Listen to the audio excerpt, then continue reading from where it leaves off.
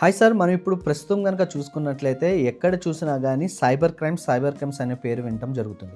ఈ సైబర్ క్రైమ్స్‌కి సంబంధించిన ఫ్రాడ్స్ అనేవి ఎక్కువైపోవటం గూడా మనం చూస్తా ఉన్నాం.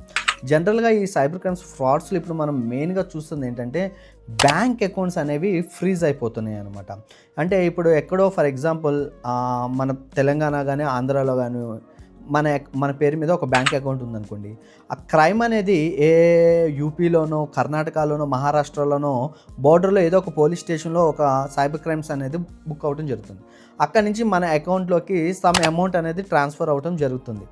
ఆ అమౌంట్ అనేది ట్రాన్స్‌ఫర్ అవ్వటం వల్ల టోటల్ మన బ్యాంక్ అకౌంట్‌నే వాళ్ళు ఫ్రీజ్ చేయటం జరుగుతుందనమాట.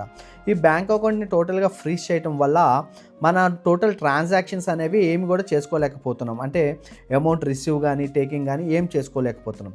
వీటికి సంబంధించి దాన్ని డీఫ్రీజ్ చేయాలనుకున్నట్లయితే సదరు పోలీస్ స్టేషన్‌కి వెళ్ళి వాళ్ళ దగ్గర నుంచి నో అబ్జెక్షన్స్ తీసుకోవడం, ఇలా రకరకాల ప్రాసెస్ ఉందనమాట.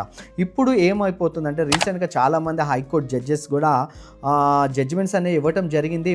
ఒకవేళ అకౌంట్ అనేది సమ్ అమౌంట్ అనేది ఫ్రాడ్‌గా మన అకౌంట్‌లోకి వచ్చినప్పుడు టోటల్ బ్యాంక్ అకౌంట్‌ని ఫ్రీజ్ చేయాల్సిన అవసరం లేదు. ఏదైతే ఆ అమౌంట్ అనేది ఉందో ఆ అమౌంట్‌ని ఫ్రీజ్ చేసుకొని మిగతా బ్యాంక్ అకౌంట్ మొత్తాన్ని డీఫ్రీజ్ చేసుకోవాలని చాలా జడ్జిమెంట్స్ కూడా రావటం జరిగిందనమాట.